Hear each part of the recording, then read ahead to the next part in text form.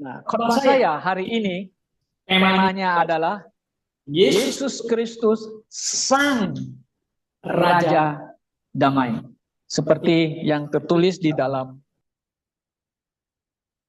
Yesaya pasal 5. Oke, yang sudah dicetak, tulis di dalam kertas acara. Mari kita baca kembali ayat ini. Saudara dapat kan kertas acaranya? Mari kita baca bersama-sama kembali.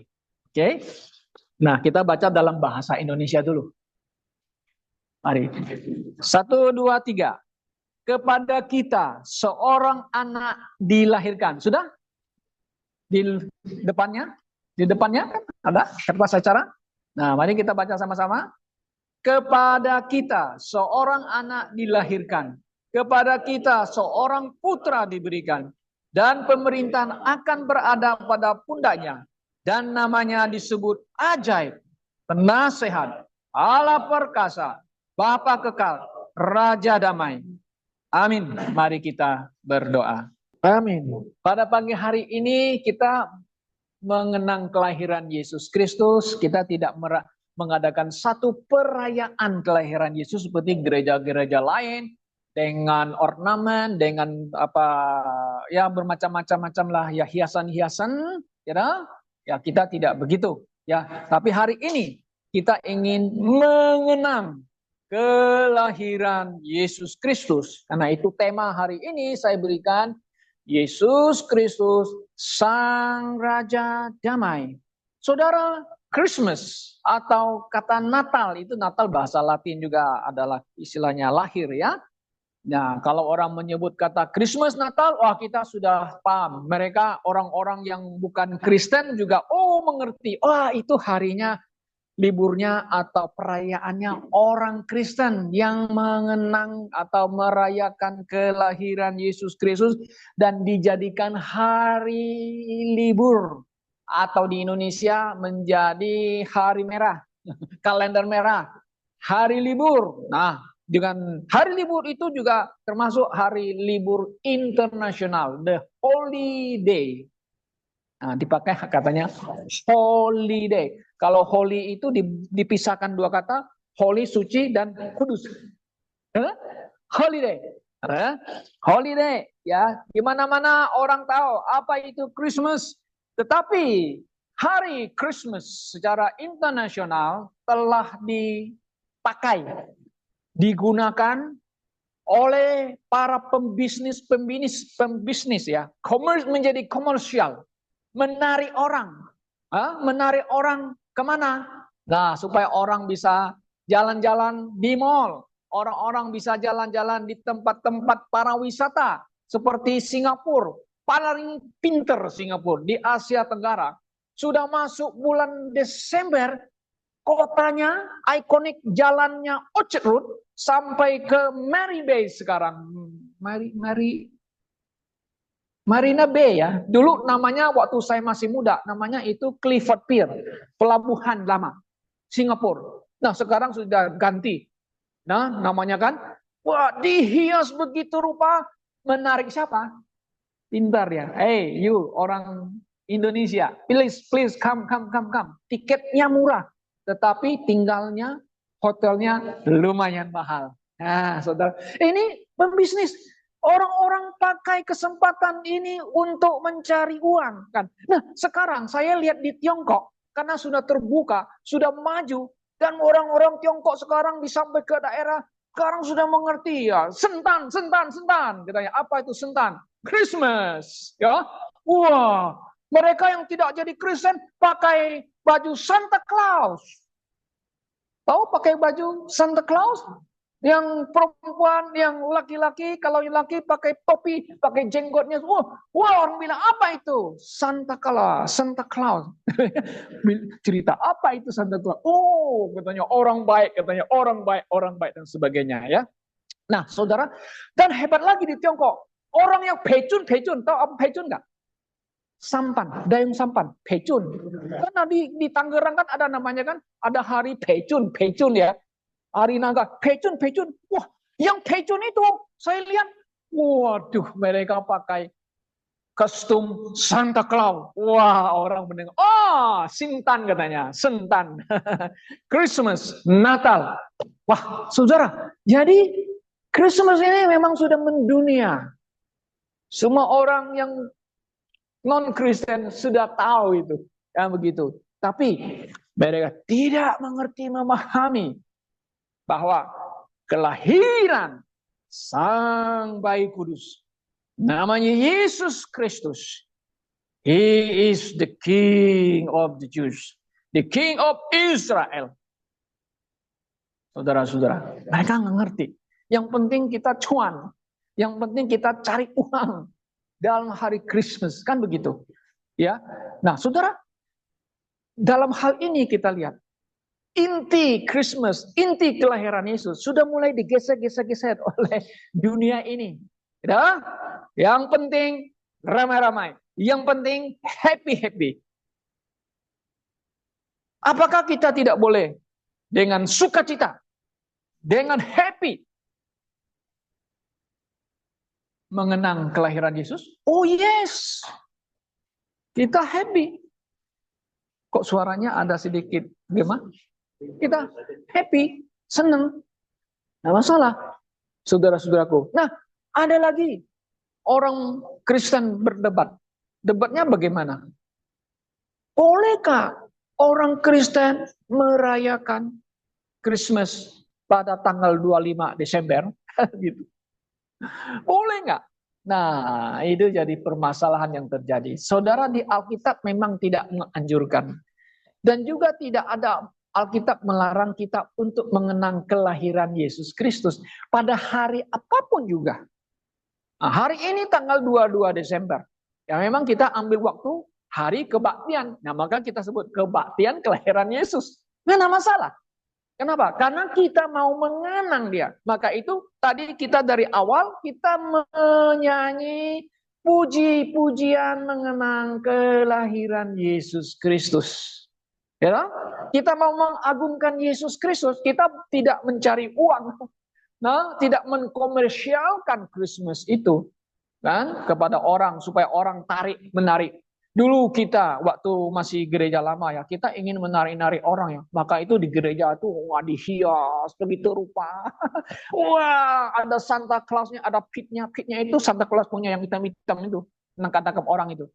Ya, ya nggak? Nah, kita mundur, oh panggil tetangga sana, ayo kami ada Christmas. Ya, mereka setahun sekali datang. Gitu lah. Ya, ada positif, ada juga positif, ada negatif, ada juga negatifnya, saudara-saudara, yang saya kasih dalam Tuhan. Tapi intinya ya, saya ingin ajak saudara ya, intinya kita harus memahami ya, kelahiran Yesus ini sudah terjadi dalam sejarah umat manusia. Anda tidak bisa membantah dan Anda tidak bisa menyangkalnya. Itu yang pertama. Ya, dan Yesus datang, ya Allah yang menjadi manusia itu, ya merendahkan dirinya begitu rupa sampai mau dilahirkan di kandang dan tempat tidurnya adalah manger. Apa nama manger itu? Ya, palungan. Palungan itu, saudara-saudara, adalah tempat untuk menaruh makanan binatang. Kalau musim dingin, musim salju datang, kan binatang kan tidak bisa pergi ke padang gurun yang dingin mencari makan kan? Pemilik harus mempersiapkan stok rumput-rumput di kandangnya. Nah, baru ditaruh di palungannya. Dan binatang itu makan. Saudara pikir, coba kita renungkan ya. Bagaimana dia yang mulia, mau datang ke bumi yang penuh dengan dosa dan mau taruh di situ bayinya. Cucu saya lebih, dalam tanda kutip artinya lahir lebih baik di rumah sakit. Nah, tinggal nginap di rumah, di apartemen, ya kan? Saya lahir di kampung, bukan di rumah sakit. Saya pakai bidan kampung, mama, papa. Ya, kita lahir di rumah yang sederhana, kan begitu. Tapi Yesus lebih hina lagi, saudara-saudaraku. Why? Kenapa dia mau begitu? Karena datang kepada manusia yang berdosa. Nah, hari ini coba kita lihat. Nabi Yesaya, dia menubuatkan, dia memberitahu kepada umat Israel, untuk orang Yahudi, Tuhan Allah akan mengirim sang juru selamat. Dia adalah raja, yes, dia akan raja, duduk di tahtanya raja Daud. Dia akan jadi raja, saudara-saudara. Sangat jelas di dalam Alkitab menulis, dia akan, dia rajanya Yahudi. Dia lahir di keluarganya Daud.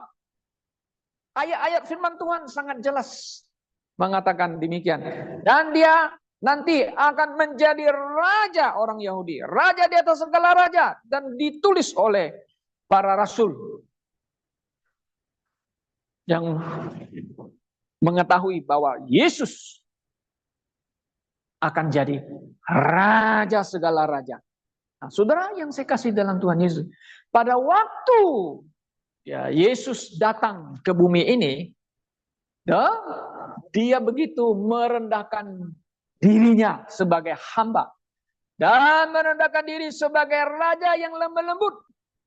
Pada waktu Yesus mau pergi ke kota Yerusalem, saudara masih ingat khotbah saya?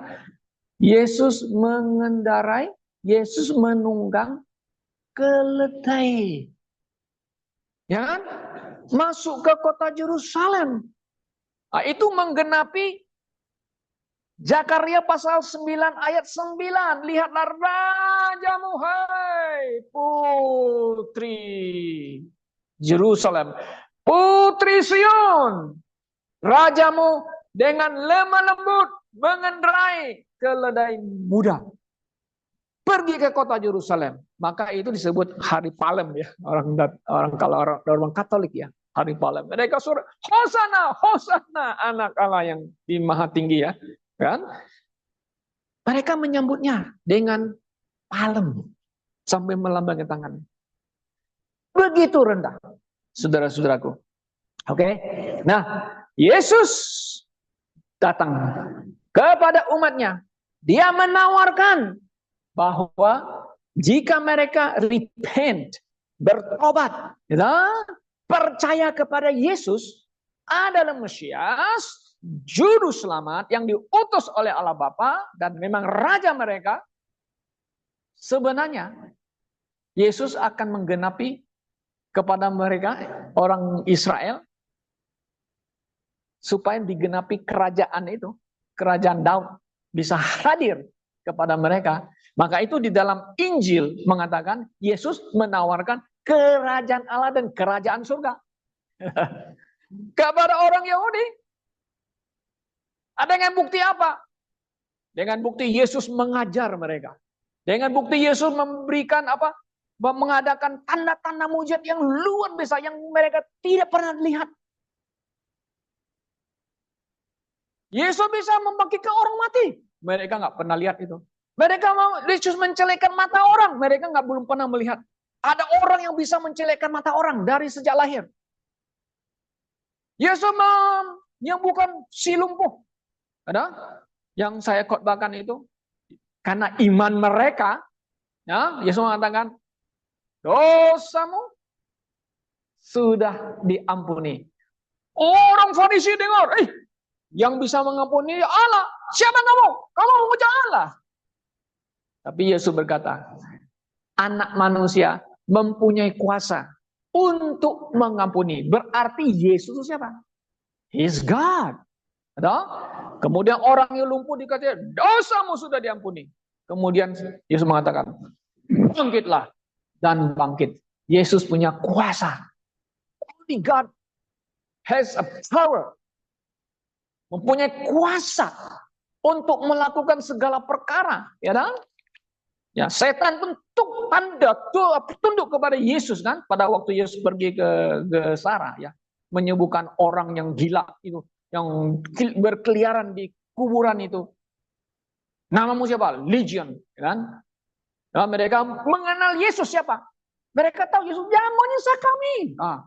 Membuktikan Yesus punya power, Yesus punya kuasa, dan Dia adalah Allah. Dan Satan harus tunduk kepadanya. Nah, saudara yang saya kasih dalam Tuhan Yesus Kristus. Tetapi karena orang Yahudi, orang Israel menolak Yesus Kristus, maka Yesus tidak menjadi raja orang Yahudi.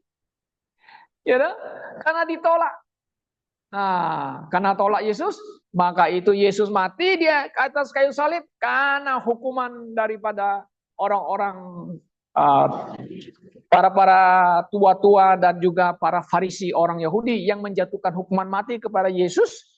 Yesus harus mati menebus dosa manusia, dan kemudian Yesus memberitakan Injil harus diberitakan sampai ke ujung bumi. Nah, setelah itu waktunya akan ditetapkan oleh Tuhan, di mana Yesus akan datang kembali setelah 7 tahun penderitaan besar di dunia ini, nama yang disebut dengan tribulation, great tribulation. Selesai dan Yesus akan di crown. Nah, kata crown ada kan di kitab crown him, crown with many crown. Dan dia ada raja. Raja apa? Raja orang Yahudi. Seperti yang ditulis oleh Pilatus di atas salib. Pilatus tulis apa tuh? Ada 3 bahasa, Ibrani, Greek, dan Latin. Jesus Christ is the King of the Jews. Yohanes tambah lagi, Jesus Christ of the Nazareth. Nah, Jesus Christ from the Nazareth of the Nazareth is the King of the Jews. Saudara, kenapa Pilatus bisa menulis itu ya? Heran ya. Karena dia tahu dari awal pengadilannya, Yesus nggak ada salah, sama sekali nggak salah. Nah, Pilatus tanya, kamu raja orang Yahudi? Yesus jawab apa? Seperti omonganmu. Yesus nggak jawab lagi. Isinya bilang, you jangan apa orang. Dalam mimpiku aku menderita, dia orang benar, the just man. Dan Pilatus nggak berani apa-apa. Tetapi tekanan dari publik, orang-orang Farisi, akhirnya Yesus disalibkan dan Pilatus cuci tangan. Saya tak berdosa. Dia bilang, orang Yahudi bilang, biar darahnya Yesus kami tanggung sampai ke anak cucu-cucu kami. Waduh, ini hal yang sangat mengerikan, saudara. Makanya orang Yahudi menderita kehilangan negaranya. Ribuan tahun mereka tidak mendapatkan kerajaan. Injil Yesus diberitakan, terus diberitakan. Ya, nanti satu hari Yesus akan datang kembali menjadi sang raja damai, saudara. Di mana dunia akan penuh dengan damai sejahtera. Nah, saudaraku, dalam hal ini kita harus lihat ada sebagian gereja tidak percaya Yesus akan menjadi sang raja damai di atas bumi ini. Jangan heran. Jangan heran. Ini kelompok-kelompok yang menganut namanya amillennialisme. Apa itu? Tidak percaya 1000 tahun. Nah, kalau ini mengatakan, ya mereka mengatakan ya bahwa gereja kalau berkembang, bertumbuh, bertambah sampai ke ujung bumi, maka dunia ini akan damai. Dalam konsep pemahaman mereka. Mereka bilang akan ada selama sesuai dengan Wahyu 20 1000 damainya. Ada damai ya di dunia? Tidak ada damai, saudara-saudaraku. Yang ada apa? Perang. Satu negara hancurin satu negara, memusnahkan satu negara lain kan. menakluk satu negara. Perang, perang, perang, perang. Mana ada damai di bumi ini. Seperti yang diberitakan oleh malaikat kepada gembala itu, damai di bumi. Dalam arti rohani, damai itu yang akan diberikan. Tapi mereka umat menolak Yesus menjadi raja, di mana dia akan menjadi raja damai.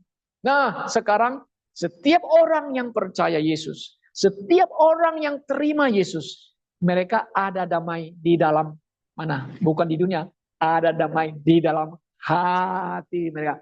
Peace with God. Ya, makanya reconcile with God. Ada damai. Saudara yang percaya Yesus, apakah saudara yakin ada damai? Ada dong. Masa nggak ada damai? Damainya apa?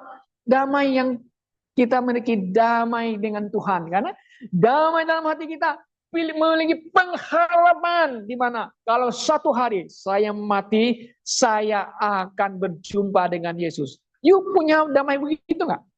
Kepastian keyakinan. Itu kan peace. Damai. Damai dalam hati.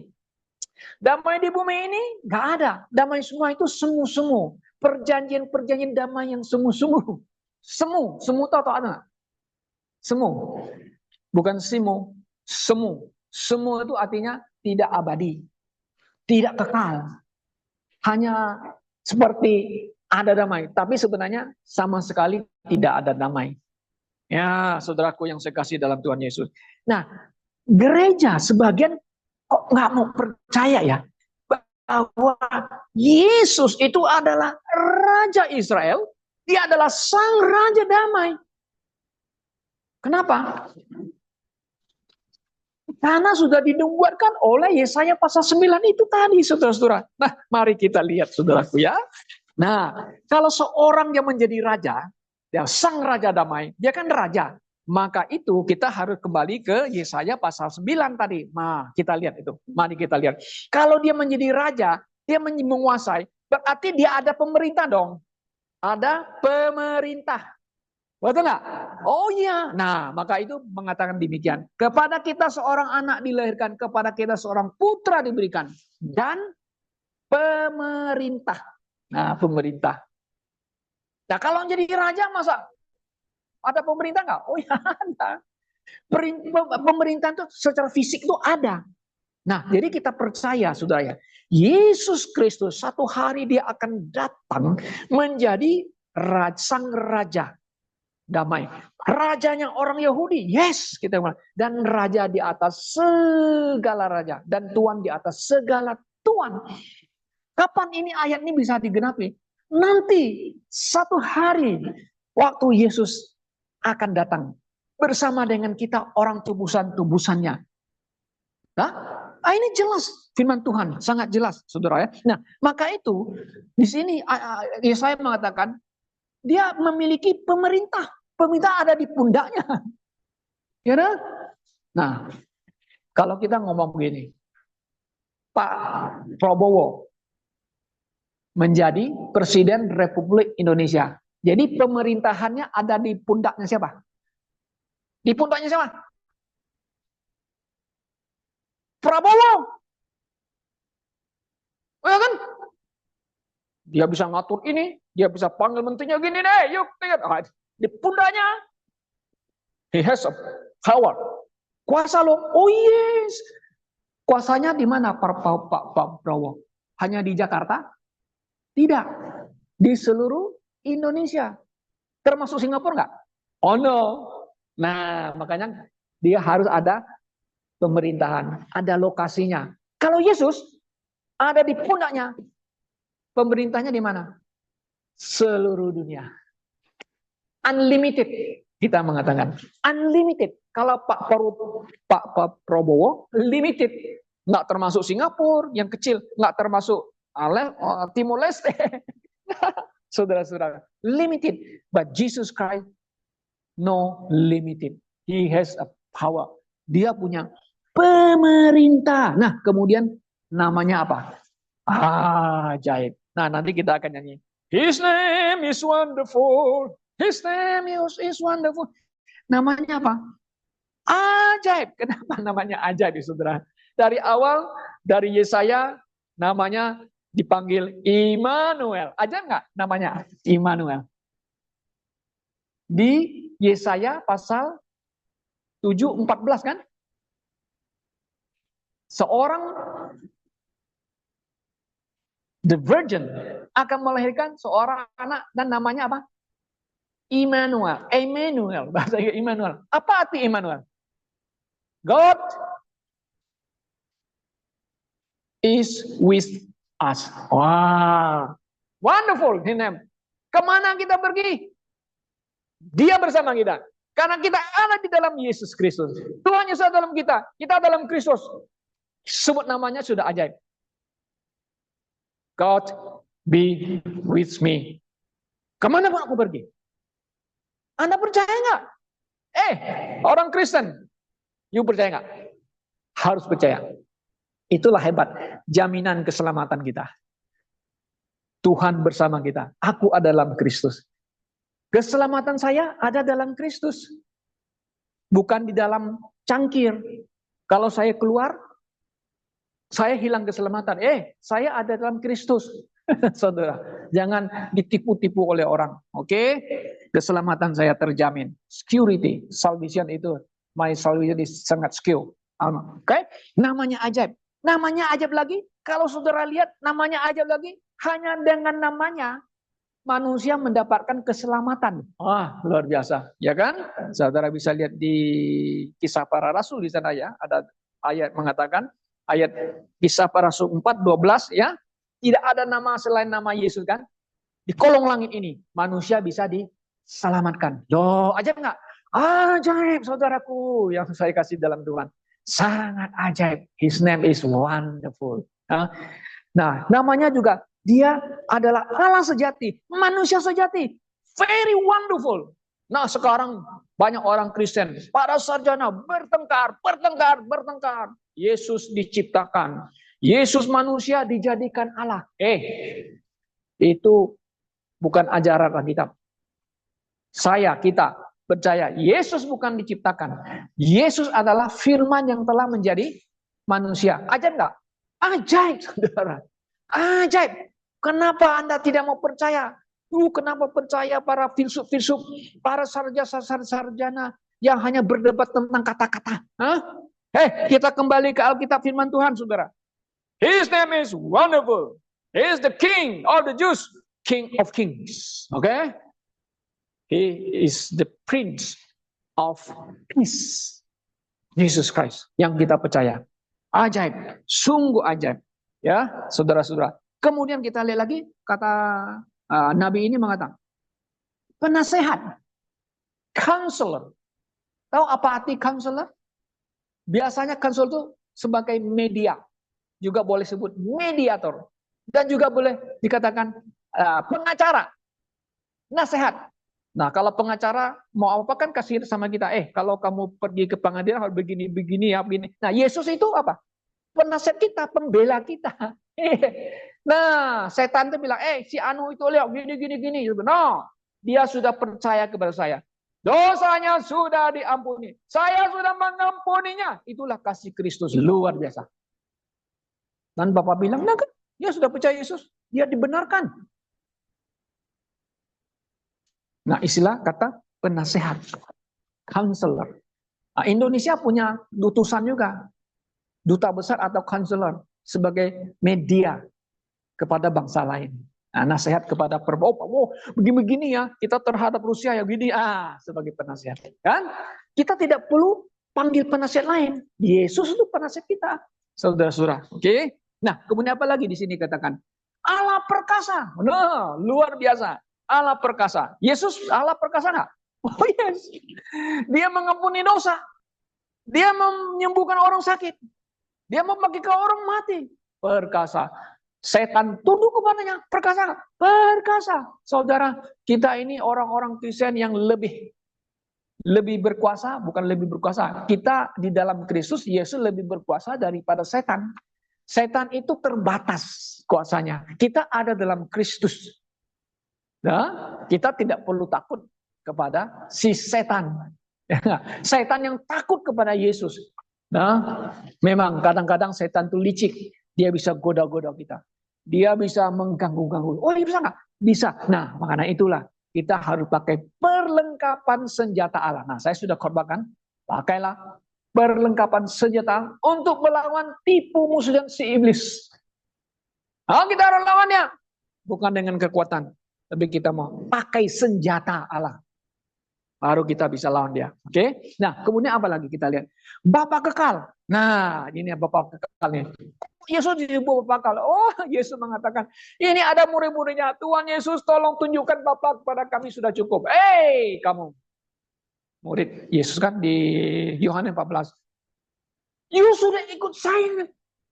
Kamu tidak tahu, tidak mengerti. Kamu sudah lihat saya. Kamu sudah lihat Bapa. Kenapa? Karena Bapa dan saya adalah satu. Wah, mereka bilang, lihat Yesus, sudah lihat Bapa. Nah, ini sebagai orang Kristen yang tidak percaya Tritunggal, muncul lagi. Nah kan, Yesus itu sebenarnya Bapa. Bapa itu Yesus. Roh Kudus itu Yesus. Roh Kudus itu Bapa. Namanya teologia oneness of God. Kita menolak oneness of God. Kita adalah Trinitarians. Ya, kita percaya Allah itu satu esa tapi tiga pribadi. Father, Son, and the Holy Spirit. Personal. Tapi aneh juga sekarang. Ada satu lagi pendeta yang malah, saya tidak percaya Allah itu personal karena dia adalah roh, nggak mungkin dia personal. Dia tidak mau pakai personal. Nah, ini orang Kristen sekarang makin hari makin juga mau memperdebatkan perkataan-perkataan yang macam-macam sehingga membingungkan orang Kristen, saudara-saudara. Anda jangan khawatir. Kita yang percaya kepada Allah, doktrin Tritunggal tidak salah. Karena sesuai dengan ajaran Alkitab firman Tuhan. Karena ada tiga pribadi yang disebut. Maka pakai pribadi. Bapak bukan anak, anak bukan bapak, anak bukan Roh Kudus bukan anak. Maka itu ada pribadi Bapa, ada Putra Yesus, dan ada Roh Kudus. Bisa dibedakan.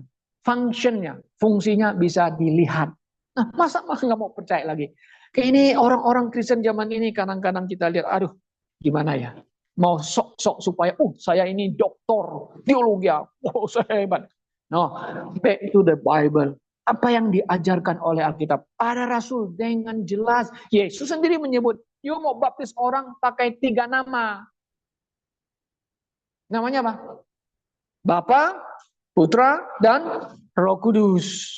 Nah, itu Yesus sebut ini. Ada berapa pribadi? 1 orang, namanya 3. No. Allah itu 1, tapi pribadinya 3. Sangat jelas, saudaraku. Oke? Nah, jadi sangat jelas dia adalah Bapa kekal. Nah, Yesus bersama dengan Allah Bapa. Sebelum dia menjadi manusia, dia sudah ada bersama kita. Apa? Kekekalan. Nah, kita tidak percaya dan menolak pengajaran lain. Yesus diciptakan. No, kita bilang tidak. Yesus sudah ada sebelum Abraham ada. Oke? Dia sudah ada. Dia kekal. Nah, kemudian kita lihat Yesus Sang Raja Damai. Luar biasa. Nanti Yesus akan datang kembali. Dia akan menjadi Raja, Sang Raja Damai. Maka dunia ini akan penuh dengan apa? Damai sejahtera. Akan kembali sampai seperti taman Tuhan. Nah, taman Tuhan itu apa? Paradis kita bilang. Paradise. Ya, di mana Tuhan Yesus yang akan memerintah dunia ini dan semua yang tinggal di bumi merasakan damai sejahtera. Anak-anak kecil nanti, cucu saya yang kecil-kecilnya boleh main sama ular muda, boleh main sama singa yang galak, boleh main sama dengan harimau yang galak. Semuanya bisa hidup dengan penuh dengan damai sejahtera. Sesuai dengan kitab Yesaya pasal 11 ya. Dunia ini penuh dengan damai sejahtera. Luar biasa. Nah, saudara, sekarang dunia ini sedang mengalami masalah besar. Tidak baik-baik. Ada damai? No, itu semua damai hanya semu. Yang tidak kekal itu. Ya kan? Manusia mau cari Siapa yang bisa jadi pemimpin dunia ini? Yang bisa memberikan damai kepada seluruh dunia? Mau cari, nggak ketemu-ketemu. Lalu mereka membangun poros-poros. Blok sana, blok sini. Supaya nanti ada pemimpin, kita bisa angkat dia menjadi pemimpin dunia. Nanti satu hari, dalam 7 tahun, dan masuk 7 tahun, Antikristus akan muncul. Dia bilang, dia akan tipu orang Yahudi Israel. Aku Mesias. Dia nipu. Dan Antikris akan menguasai dunia ini. Dan menipu manusia. Seolah-olah dia hebat. Dia hebat nggak? Hebat, tapi terbatas. Dia menipu orang. Orang pikir, wah kita harap dia aja. Supaya dia dunia ini bisa aman dan sentosa. Tapi tidak.